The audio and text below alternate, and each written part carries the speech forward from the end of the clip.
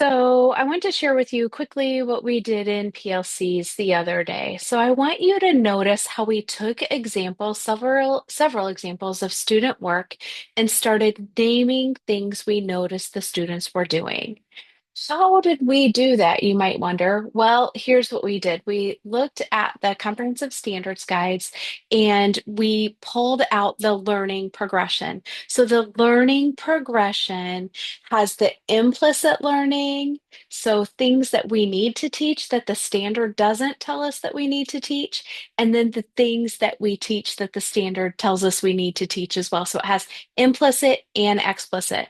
How do you determine that? Well, you have to determine your objectives for the standards. You need to think about how the progression of the skills within the standards. So that's how we designed our learning progression. So we took in our PLC time some student work and we were studying this particular standard here. So you'll notice that there's lots of different examples of student work on this particular page. But what I want to share with you is the arc down here that was the parts to whole.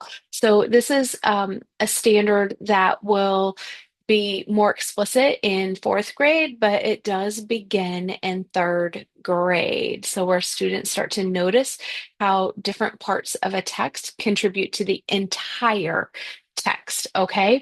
So as you're noticing, if you're studying this learning progression here, what we can tell from this in our PLC time is that the student is identifying different parts of the story and how it all goes together. So they're able to notice that how it goes up to the rising action and then it builds down to that solution.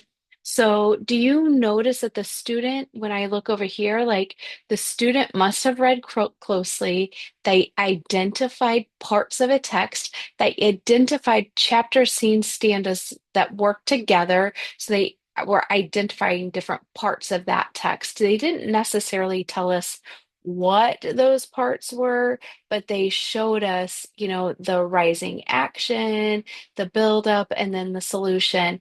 And they recorded information while they were reading. So I know when I'm looking at this that the student has clearly mastered the one-star section, right? So when I sit down with a student, what I can say is, oh my goodness, do you know what I noticed that you're doing as a reader?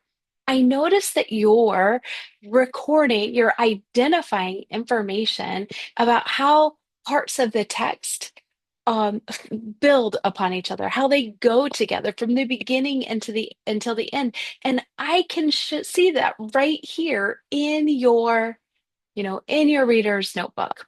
And I noticed that you're recording the information while you're reading, and that is what great readers do. Can I give you a tip? Your next step is to guess what? Now I look over here. So, do you see how our learning progressions help support us in giving students explicit compliments on what they're doing as a reader and their explicit next step of what they need to do as a reader? So, your next step is to describe the structure of a text. Well, in my PLC, when I was sitting down with the teachers, one of the things that they were like, what does describe mean? Well, guess what? Look down here in our comprehensive standards guides, in every single individual standard, we have the definitions of what those are. So we sat down and we were like, okay, the word describe means provide an account of characteristics, features, or attributes of something or someone using words, either verbally in writing or by drawing. So, you know, what we started thinking was like, okay, what are the attributes and what is kind of all that? Well, here it tells us right here in the standard, they need to be using terms like chapter, scene, stanza, and then each part builds on the earlier sections. So these are going to be things, I'm going to be looking at them to describe some of those things. They can either describe it by speaking or writing about a text. And in this two section, they'll be referring to parts of the stories. They didn't read a drama and it's not a poem when they write or speak about a text. So here we have an example of some student work. Here is where the student describes the structure of the text. In this part, Clementine is sent to the principal because of Margaret's hair. Margaret had glue in her hair and felt sad. Clementine tried to help by cutting a little hair. Then she had to cut it all. Margaret said, okay, but later her mom got mad. Margaret felt embarrassed. Clementine got in trouble, and it all happened one step at a time.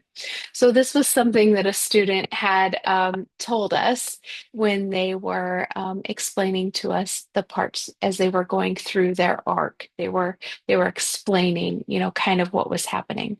Well, we want to move students, okay, from here into this three section, right? So as they hit this three star, we know that they've done all of the things that they need in order to master this standard. So here is an example here. And remember, this is third grade and this is by the end of the year. First, Clementine gets sent to the principal's office because of Margaret's hair.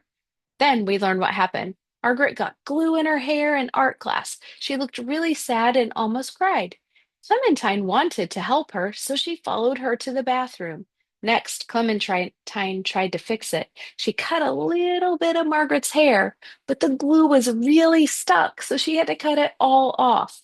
Margaret said it was okay, but it still got Clementine in trouble. After that, Clementine tried to make things better. She drew hair on Margaret's head with a marker.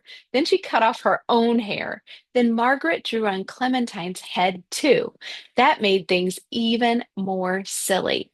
In every chapter, Clementine tries something new to fix the problem, but it just keeps getting worse. Can't you hear a third grader say that too? So, and I love talking about a like a third grader because I think it's really fun. But what I want you to notice is how in our PLCs, we can look at this student work alongside the learning progressions. And now we have a tool with this marked up student work and some examples that we can use to teach kids and a tool that can be exemplars. So when we are doing this kind of work in our PLCs, the great thing is that we're hitting PLC questions one, two, three, and four. And now we have great resources and tools that we can use for teaching and sharing with kids. I hope you found this helpful.